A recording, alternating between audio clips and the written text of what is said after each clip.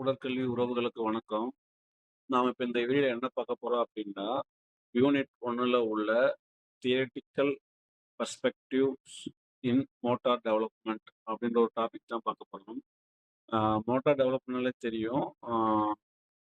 நம்மளோட மூவ்மெண்ட்ஸோட டெவலப்மென்ட் தான் மோட்டார் டெவலப்மென்ட்ன்னு சொல்றோம். மூவ்மெண்ட்ஸ்னா நம்ம ஸ்டார்ட்டிங்ல இருந்து அதோட வளர்ச்சி எப்படி இருக்கு? அதாவது நம்ம பண்ற ஆக்டிவிட்டீஸ் அதாவது மசில் உடல் ரீதியா நடக்கக்கூடிய ஒவ்வொரு அசைவுகளோட ஆ, வளர்ச்சியும் ஆ, எப்படி இருக்குன்னு பார்க்கறது தான் மோட்டார் டெவலப்மெண்ட். அதோட தியரிட்டிக்கல் பெர்ஸ்பெக்டிவ் அதோட முன்னோக்குகள் என்னன்னு சொல்லி இந்த இதில் பார்க்க போறோம். நான் இங்க பாருங்க இப்போ ஃபர்ஸ்ட் ஸ்லைட் போட்டிருக்கேன். தி மெயின் தியரிட்டிக்கல் பெர்ஸ்பெக்டிவ்ஸ் அதாவது முக்கியமான மோட்டார் டெவலப்மெண்ட்ல முக்கியமான பெர்ஸ்பெக்டிவ் என்ன அப்படின்னா அந்த நான் எல்லோ கலர்ல டார்க் பண்ணிக்க மட்டும் பாருங்க. இன்க்ளூடிங் தி மெச்சுரேஷனல் பெர்ஸ்பெக்டிவ் முதிர்வு ஆல்ரெடி ஏஜ் மெச்சுரேஷன் growth அந்த இதெல்லாம் பார்த்துருந்தோம். அதோட வருது. மெச்சுரேஷன்னா முதிர்வுனா ஒரு குறிப்பிட்ட ஸ்டேஜை வந்து நம்ம அடைகிறது தான் மெச்சுரேஷன். ஓகே. அது ரெண்டு இது including the maturation maturation perspective which emphasise the role of the nervous system and the dynamic systems perspective. Emphasise அப்படின்னாலேவும் வலியுறுத்துது அல்லது இதை ஃபோர்ஸ் பண்ணுது அப்படின்ற மாதிரி மீனிங்கு. அதாவது மெச்சுரேஷனல் பெர்ஸ்பெக்டிவ் மோட்டார் டெவலப்மெண்ட்ல வந்துட்டு மெச்சுரேஷன்ஸ் பெர்ஸ்பெக்டிவ்னு ஒன்று உள்ள இருக்கு. விச் அதாவது மெச்சுரேஷன் பெர்ஸ்பெக்டிவ் வந்துட்டு எதை வலியுறுத்துது அப்படின்னா நரம்பு மண்டலம் மற்றும் டைனமிக் சிஸ்டம்ஸ் பெர்ஸ்பெக்டிவ். அதாவது nervous system and dynamic system perspective இது ரெண்டையுமே அது வற்புறுத்தி உள்ள இருக்கு அப்படின்ற மாதிரி சொல்லி அதாவது வலியுறுத்தி அதுக்குள்ள இருக்கு. அதாவது மோட்டார் டெவலப்மெண்ட்டுக்குள்ள இருக்கு அப்படின்னு சொல்லியிருக்காங்க. Which highlights the interaction of multiple factors like the nervous system, environment and task constraints. இதுல பாருங்க which highlight the interaction of multiple factors. அதாவது மோட்டார் டெவலப்மெண்ட்ல தியரிட்டிக்கல் பர்ஸ்பெக்டிவ்ல வந்துட்டு மெச்சுரேஷனல் பர்ஸ்பெக்டிவ் எதை வலியுறுத்துது அப்படின்னா நரம்பு மண்டலத்தை வலியுறுத்துது. அண்டு டைனமிக் சிஸ்டம் பர்ஸ்பெக்டிவ் வலியுறுத்துது. இதுக்குள்ள எது ஹைலைட்டா இருக்கு அப்படின்னா பலவிதமான காரணிகள் பலவிதமான காரணிகள் வந்துட்டு உள்ளடங்கி இருக்கு. என்னென்னு பார்த்தோம்னா nervous system, environment and task concentrate. Nervous சிஸ்டம்னா நம்மளுக்கு தெரியும், நம்ம பாடியில் இருக்க நர்வஸ் சிஸ்டம். என்வாரன்மெண்ட்டாக நம்ம சுற்றி இருக்க கண்டிஷன், கிளைமேட் கண்டிஷன், சுச்சுவேஷன் எல்லாம் சம்திங் என்வாரன்மெண்ட்ல வந்துடும். அண்டு டாஸ்க் கன்சன்ட்ரைன்ஸ்னா டாஸ்க்னாலே நம்மளுக்கு தெரியும், ஒரு செயலை செய்கிறது தான் நம்மளுக்கு டாஸ்க்கு. அந்த டாஸ்க் கன்சன்ட்ரைன் வந்து அதுக்குள்ள வந்துடும் சொல்லியிருக்காங்க. பாருங்க. ஆ இப்போ வந்துட்டு ஃப்ரெண்ட்ஸ் பார்க்கல. இப்போ நம்ம என்ன பார்க்க போறோம் அப்படின்னா மெச்சுரேஷனல் பர்ஸ்பெக்டிவ், நியூரல் மெச்சுரேஷனல் தியரி. அதாவது நியூரல் மெச்சுரேஷனல் தியரி ஃபோக்கஸ் அது என்ன ஃபோக்கஸ் பண்ணணும்னா திஸ் பெர்ஸ்பெக்டிவ் பியோனியர்ட் பை அர்னால் கேசல். அதாவது அர்னால் கேசல் வந்துட்டு பியோனியரா முன்னோடியாக கொண்ட இந்த தியரி வந்துட்டு என்னதுன்னா எதை எம்பசைஸ்னா வலியுறுத்துதல். எதை வலியுறுத்துதுன்னா மோட்டார் டெவலப்மெண்ட் அதாவது மோட்டார் டெவலப்மெண்ட் வந்து primarily driven by the maturation of the nervous system. அதாவது இது வந்துட்டு எதை கொண்டுள்ளதுன்னா development motor development is primarily driven by the maturation of the nervous system. டிரைவன்னா இயக்கப்படுது, எதன் அடிப்படையில் இயக்கப்படுது அப்படின்னா நர்வஸ் சிஸ்டத்தோட முதிர்ச்சியை பொறுத்து மோட்டார் டெவலப்மெண்ட் வந்து இயக்கப்படுகிறது அல்லது செயல்படுகிறது அப்படின்னு சொல்லியிருக்காங்க. யாரு? பியோனியர்ட் பை அர்னால் கேசல் அப்படின்ற ஒருத்தர் வந்துட்டு அதை பியோனியர்னா முன்னோடியா அதை சொல்லியிருக்காரு. அதன் பேஸ் பண்ணி அது மோட்டார் டெவலப்மெண்ட் வந்து பிரைமர்லி அதாவது முதன்மை யாக அது மோட்டார் டெவலப்மெண்ட் செயல்படுகிறது முதன்மையா இருக்கக்கூடியது வந்துட்டு நர்வஸ் சிஸ்டத்தோட முதிர்ச்சி அப்படின்னு சொல்லியிருக்காங்க. இது வந்துட்டு நியூரல் மெச்சூரேஷன் தியரி என்று சொல்றாங்க. அடுத்து வந்துட்டு பாருங்க நெக்ஸ்ட் ஸ்லைட் போலாம். கீ ஐடியா பாருங்க. Motor skills emerge as the nervous system matures following a predetermined hierarchical sequence of reflex and behaviors. இங்க பாருங்க, motor skills emerge as the nervous system matures, following a predetermined hierarchical sequence of reflex and behaviors. இதுல என்ன சொல்லியிருக்காங்க அப்படின்னா, motor skills வந்துட்டு emerge அப்படின்னா வெளிப்படுது. எதன் அடிப்படையில வெளிப்படுது அப்படின்னா, நர்வஸ் சிஸ்டத்தோட மெச்சுரேஷன், அதாவது நம்ம நரம்பு மண்டலத்தோட முதிர்ச்சிய பொறுத்து அது வெளிப்படுதுன்னு சொல்றாங்க. அந்த நரம்பு மண்டலத்தோட முதிர்ச்சி வந்து எதன ஃபாலோ பண்ணியிருக்கு அப்படின்னா, ஆ ப்ரீ டிட்டர்மைன்டு, அதாவது முன்கூடியே தீர்மானிக்கப்பட்ட hierarchical sequence of reflex and behaviour. அதாவது ஒரு குறிப்பிட்ட ஆர்டர்ல இருக்கக்கூடிய அனிச்சை செயல் மற்றும் நடத்தைகளை கொண்டு நம்மளோட மோட்டார் செயல்திறன் என்பது ஆ வளர்ச்சி அடைகிறது அப்படின்ற மாரி சொல்லியிருக்காங்க. அடுத்து பார்க்கலாம்.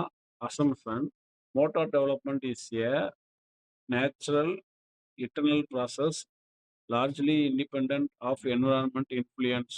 மோட்டார் டெவலப்மெண்ட், அதாவது ஒரு செயல்திறன் வளர்ச்சி என்பது ஆ நேச்சுரல் இயற்கையாகவோ, இன்டர்னல் ப்ராசஸ், அதாவது ஒ உள்கட்டமைப்பு ப்ராசஸ், அ உ செயல்படக்கூடியது.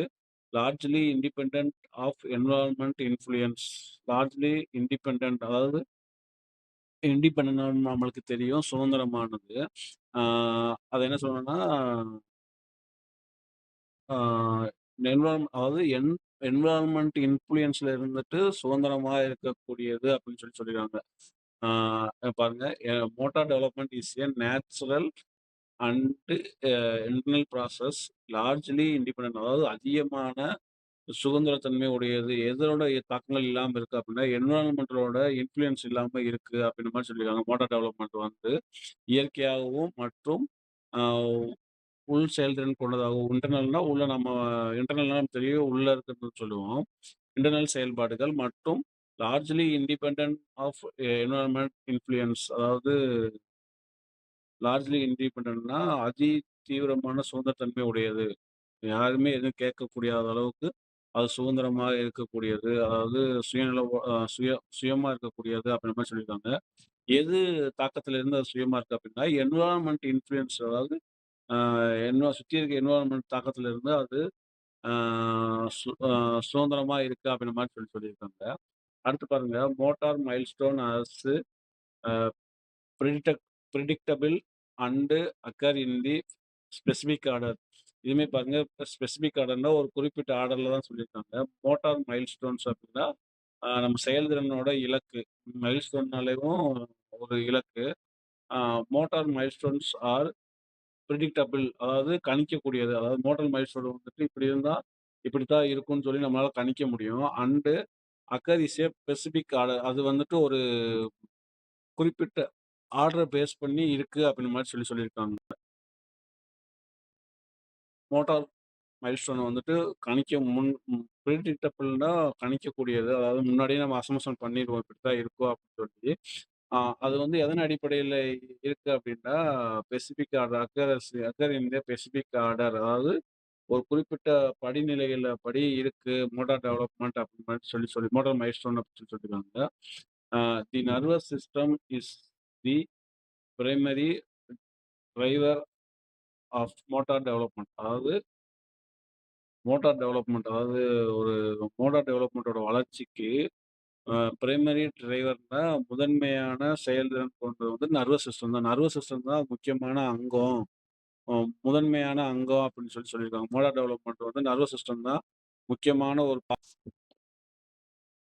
முக்கியமான ஒரு அங்கம். அதாவது மோட்டார் டெவலப்மெண்ட்டோட இயக்குறதே நர்வஸ் சிஸ்டம் தான் அப்படின்ற மாரி இங்க சொல்லியிருக்காங்க. அடுத்து பாருங்க, example baby ability to roll over. பெரண்டு படுக்குதுன்னு சொல்லுவாங்க. அல்லது உருண்டு படுக்குதுன்னு சொல்லுவாங்க. அதாவது அதுக்கான ஸ் திறன் வந்துட்டு எபிலிட்டினா திறனு. புலவர் சிட் அப் அதாவது உட்கார்றது, எந்திரிக்கிறது, ஆர் வாக் நடந்து போறது. Is seen as the result of the nervous system reaching a certain level of maturity. அதாவது நர்வஸ் சிஸ்டம் வந்துட்டு குறிப்பிட்ட அளவு மெச்சூரிட்டி ஆனா மட்டும் தான், ஒரு குழந்தனால பெரண்டு படுக்க முடியும், உட்கார முடியும், எந்திரிக்க முடியும், நடக்க முடியும். அந்த எபிலிட்டி அடையறதுக்கு நர்வஸ் சிஸ்டம் வந்துட்டு ஒரு குறிப்பிட்ட அளவுக்கு மெச்சூரிட்டி அடைஞ்சிருக்கணும். அப்படி இப்படின்னு மாரி சொல்லியிருக்காங்க இந்த எக்ஸாம்பிள். அதாவது பிறந்த உடனே குழந்தை வந்துட்டு நடந்துராது, தவழ்ந்துராது, பெரண்டு படுத்துறாதுல்ல. குறிப்பிட்ட ஏஜ் அப்பதானே அது எல்லாமே பண்ண முடியுது. அப்பதான் அந்த அந்த ஏஜ் வரும்போது தான் அந்த நர்வஸ் சிஸ்டம் வந்துட்டு அந்த மெச்சூரிட்டி அடைஞ்சிருக்கும். அதனால தான் அவங்களால அந்த டயத்துல அத பண்றாங்க. 1 வருஷம் ஆச்சு குழந்தை நடந்துருவாங்க. 1½ வயசு ஆச்சு குழந்தை பேசும். அப்படின்ற மாரி சொல்லுவாங்கல்ல. அந்த நர்வஸ் சிஸ்டம் வந்து அந்த மெச்சூரிட்டி அடையும்போது தான் அவங்க அதெல்லாம் பண்ணுவாங்க. அதத்தான் இங்க சொல்லியிருக்காங்க. ஃபிரெண்ட்ஸ் இது உங்களுக்கு புரிஞ்சிருக்கும்னு நெனைக்கிறேன். வாங்க நெக்ஸ்ட் ஸ்லைட் போலாம். அ நெக்ஸ்ட் ஸ்லைட்ல பாருங்க. Dynamic systems perspective. Dynamic system perspective. Dynamic அப்படின்னாலே உங்களுக்கு என்னன்னு தெரியும். மாறக்கூடியது. டைனமிக் அப்படின்னாலேவும் மாறக்கூடியது அப்படின்னு சொல்லியிருக்காங்க. டைனமிக் சிஸ்டம் பெர்ஸ்பெக்டிவ்னாலே ஆ மாறக்கூடிய ஒரு செயல்முறையான கண்ணோட்டம் தான் அப்படின்னு மாரி சொல்லியிருக்காங்க.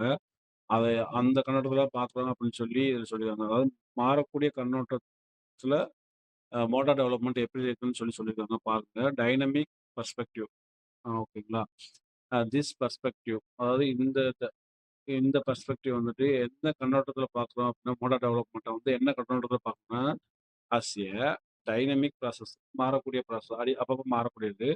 Resulting from the interaction of multiple system. அதாவது பல வகையான காரணிகள் அடிப்படையில வந்துட்டு இந்த மோட்டார் டெவலப்மெண்ட் வந்து ஆ டெவலப் ஆகுதுன்னு சொல்லியிருக்காங்க.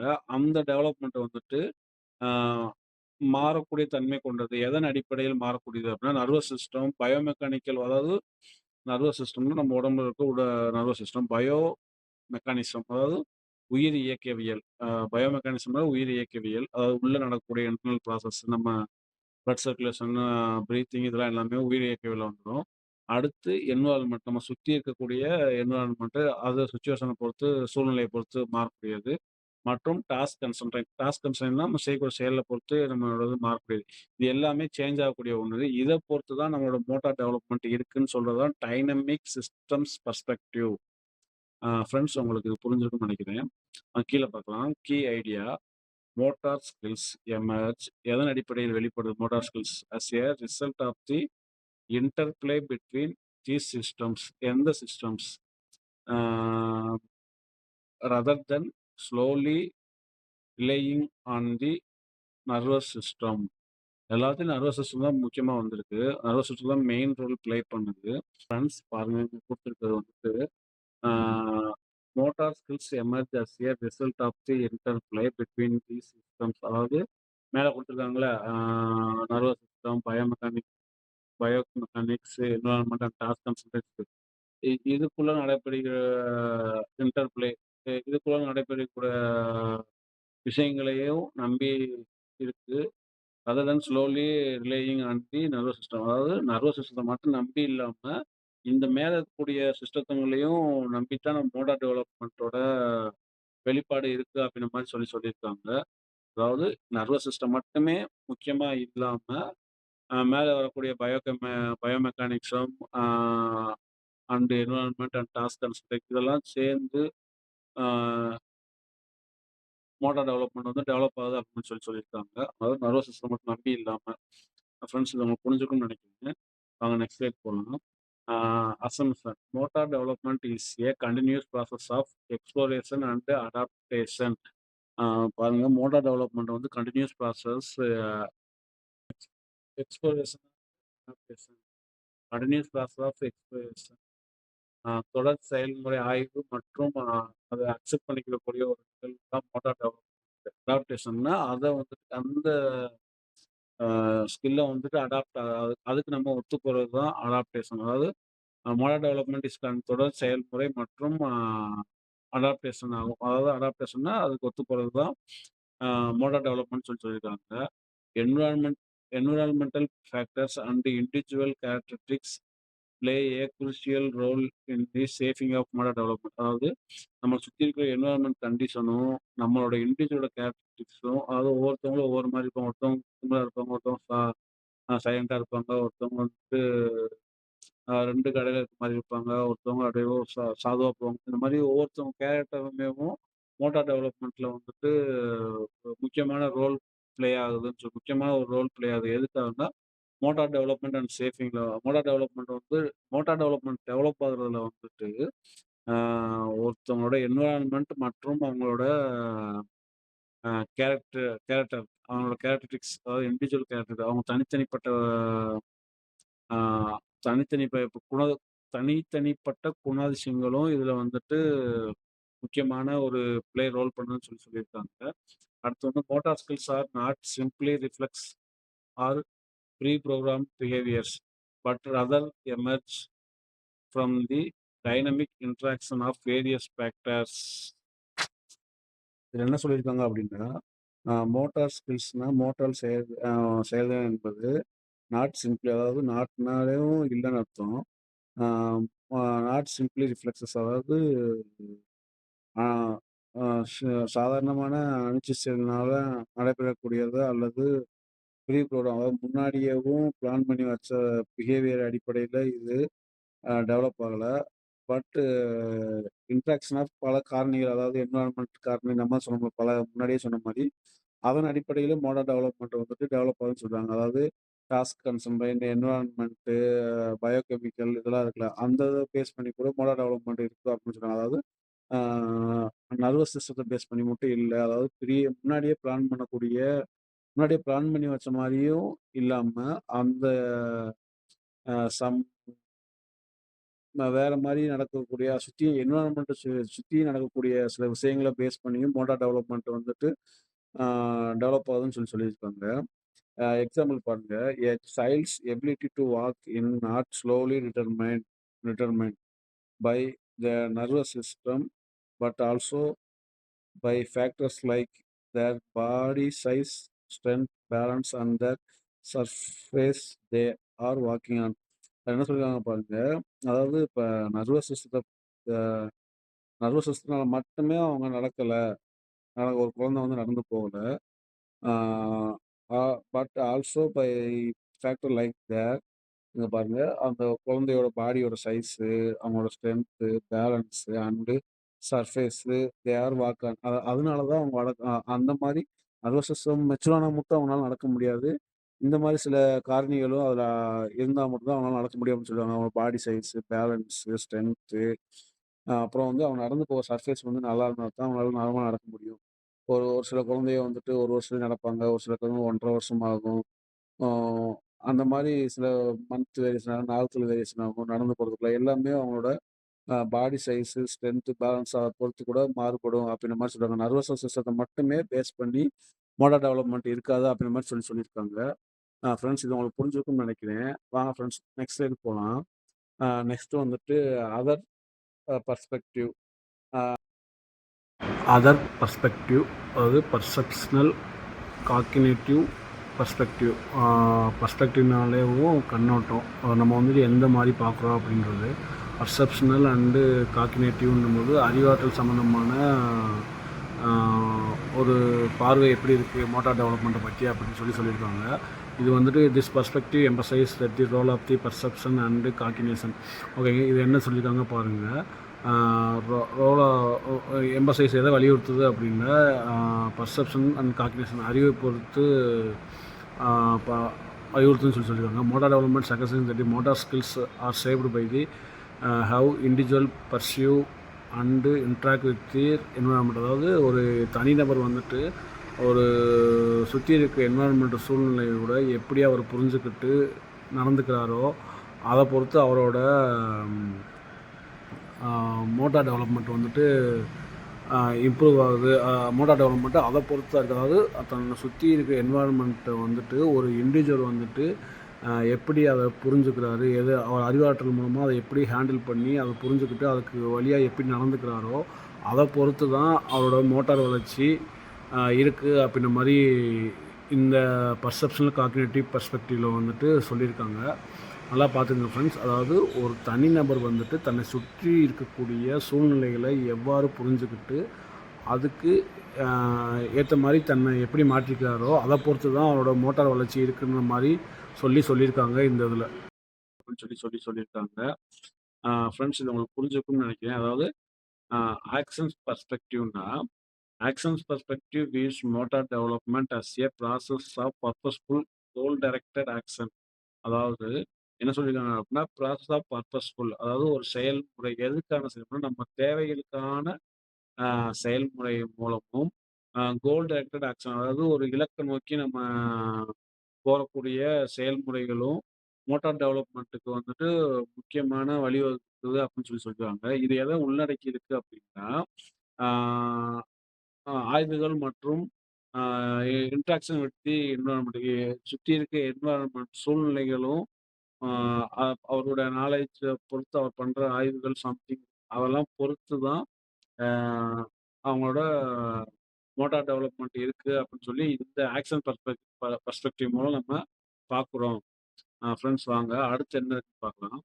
அடுத்து பாருங்க எக்காலஜிக்கல் பெர்ஸ்பெக்டிவ் எக்காலஜிக்கல் பெர்ஸ்பெக்டிவ் சூழியல். எக்காலஜிக்கல்னா சூழியல். This perspective emphasize that motor development is a result of the எம்பசைஸ்னா வலியுறுத்துகிறது. பெர்ஸ்பெக்டிவ்னா அதோட பார்வை நம்ம என்னமா பார்க்குறோம் அப்படின்னு சொல்லிட்டு எக்கலாஜிக்கல் சூழியல் பார்வையில வந்துட்டு எப்படி பார்க்குறோம் மோட்டார் டெவலப்மெண்ட் வந்து எப்படி பார்க்குறோம் அப்படின்னு சொல்லிட்டுன்னா இன்ட்ராக்ஷன் பிட்வீன் தி பர்சன் இந்த என்வரான்மெண்ட் அண்ட் தி டாஸ்க் அவங்க டாஸ்க்னா ஒரு செயலை செய்கிறது அவங்க ஒரு செயலை செய்யும்போது அவங்க எப்படி இருக்காங்க இன்ட்ராக்ஷன் வித் தி பர்சன் ஒரு பர்சனோட எப்படி அவங்க பேசுகிறாங்க கலந்துரையாங்க தி என்வரான்மெண்ட் அதாவது அப்புறம் சுற்றி இருக்க என்வரான்மெண்ட்லாம் எப்படி அவங்க சமாளிக்கிறாங்க எப்படின்னு சொல்லி அந்த இத பேஸ் பண்ணி தான் மோட்டார் டெவலப்மெண்ட் இருக்குன்னு சொல்றாங்க. இது வந்துட்டு எக்கலாஜிக்கல்னாலேயும் சூழ்நிலைனா சூழியல்னாலே சுத்தி இருக்கிறது தான். Ecological perspective. ஃப்ரெண்ட்ஸ் உங்களுக்கு இது புரிஞ்சிருக்கும்னு நெனைக்கிறேன். ஆ இது அங்கங்க கொஞ்சம் நான் எல்லோ கலர்ல குடுத்துருக்கேன். அந்த ஒரு பாயிண்ட்ஸ மட்டும் நோட் பண்ணி வச்சுக்கங்க. அது கொஞ்சம் இம்பார்ட்டன்ட். அத ஞாபகம் வச்சாலே இது வந்தா இப்படித்தான் இருக்கும். அப்படி நம்மளுக்கு ஒரு ஞாபகம் இருந்துச்சு அப்படின்னா, அந்த கொஸ்டின் படிக்கும்போது இது ஞாபகம் இருந்தா கூட கொஸ்டினுக்கு ஈஸியா ஆன்சர் பண்ணிடலாம். ஆ உங்களுக்கு நான் என்னால முடிஞ்ச அளவுக்கு நோட்ஸ் கலெக்ட் பண்ணி உங்களுக்கு நான் போட்டுட்டு தான் இருக்கேன். இப்ப இந்த முக்கியமான வார்த்தைகள ஹைலைட் பண்ணணும்னு சொல்லி தான் டிஃபரண்டான கலர்ல குடுத்துருக்கேன். இது உங்களுக்கு புடிச்சிருக்கு அப்படின்னா லைக் பண்ணிக்கங்க. உங்க ஃப்ரெண்ட்ஸுக்கும் ஷேர் பண்ணி விடுங்க. என்னோட சேனல சப்ஸ்கிரைப் பண்ணிக்கங்க. அப்பதான் அடுத்தடுத்து நான் வீடியோ போடுறதுக்கும் எனக்கு ஆர்வம் அதிகமாகும். நல்லா இன்ட்ரெஸ்ட்டாவும் இருக்கும். உங்களுக்கு நானு இந்த நான் கலெக்ட் பண்ற நோட்ஸ் எல்லாமேவும் கடைசியா ஒரு யூனிட் 1ன்னு போட்டு மொத்தமா ஒரு மாரி வேர்ட் டாக்குமெண்ட்லயோ, இல்ல ஒரு பிடிஎஃப் டாக்குமெண்ட்லயோ போட்டு அடுத்து அத வந்து குரூப் லிங்க்ல நானு இது யூடியூப்ல வந்துட்டு டிஸ்கிரிப்ஷன்ல ஆட் பண்றேன். டவுன்லோட் பண்ணிக்கலாம். இப்பதான் ஒரு யூனிட்ட கிட்ட முடிக்க போறேன்னு நெனைக்கிறேன்.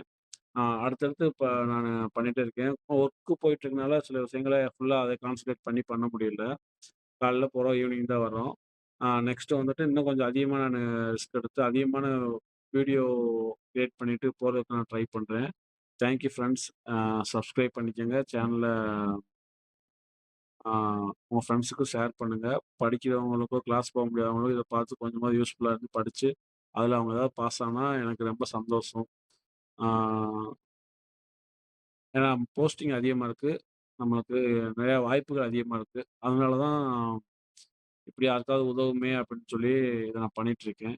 Thank you friends.